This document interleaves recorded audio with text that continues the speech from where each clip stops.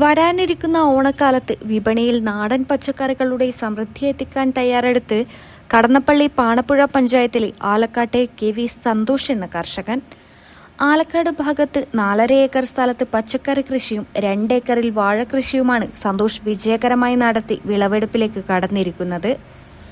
ഓണവിപണി മുന്നിൽ കണ്ട് കൃത്യമായ ആസൂത്രണത്തോടെയാണ് സന്തോഷ് കൃഷി ഇറക്കിയത്. നിലവിൽ പച്ചക്കറികളുടെ വിളവെടുപ്പ് സജീവമായി ആരംഭിച്ചു കഴിഞ്ഞു. ഗുണനിലവാരമുള്ള പച്ചക്കറികളും നേന്ത്രവാഴയും ഓണക്കാലത്ത് ജനങ്ങളിലേക്ക് തടസ്സമില്ലാതെ എത്തിക്കാൻ കഴിയുമെന്ന വൻ പ്രതീക്ഷയിലാണ് ഈ കർഷകൻ.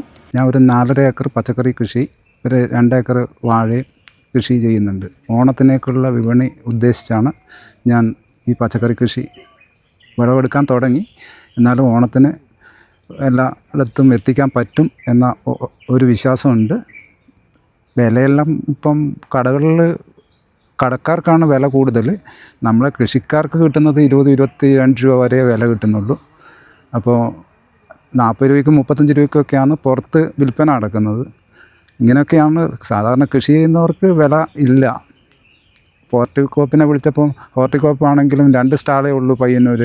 അവർക്കും ആകെ 2 ദിവസം കൂടുമ്പോൾ 1.5 30 കിലോ കക്കിന് മാത്രമേ വേണ്ടൂ എന്നാണ് പറയുന്നത്.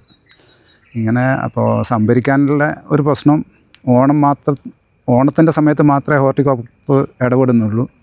അതൊക്കെ ഒന്ന് മാറ്റി കൃഷിക്കാർക്ക് സൗകര്യമായ രീതിയിൽ എപ്പോഴും സാധനം എടുക്കുന്ന രീതിയിൽ ആണെങ്കിൽ നമുക്ക് ഉപകാരമായിരുന്നു. പിന്നെ ഞാൻ വാഴ ചെയ്തിട്ടുണ്ട്. അതാണെങ്കിൽ പന്നിശല്യം ഭയങ്കരമായിട്ട് ഉണ്ട്. വാഴയാണെങ്കിൽ കുത്തി അതിൻ്റെ കാമ്പ് തിന്നുന്നു, കുറച്ച വാഴ വരെ കുത്തുന്നുണ്ട്. അപ്പോൾ ഇതെല്ലാമാണ് അവസ്ഥയിരിക്കുന്നത്. പക്ഷേ ഉൽപ്പന്നങ്ങളുടെ വിളവെടുപ്പ് ആരംഭിച്ചെങ്കിലും വിപണിയിൽ ന്യായമായ വില ലഭിക്കാത്തതും ഉൽപ്പന്നങ്ങൾ സംഭരിക്കാൻ കൃത്യമായ സംവിധാനമില്ലാത്തതും കർഷകരെ വലയ്ക്കുകയാണ്.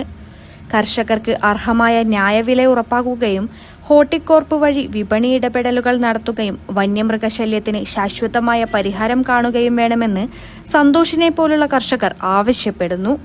News bureau, Pilathara.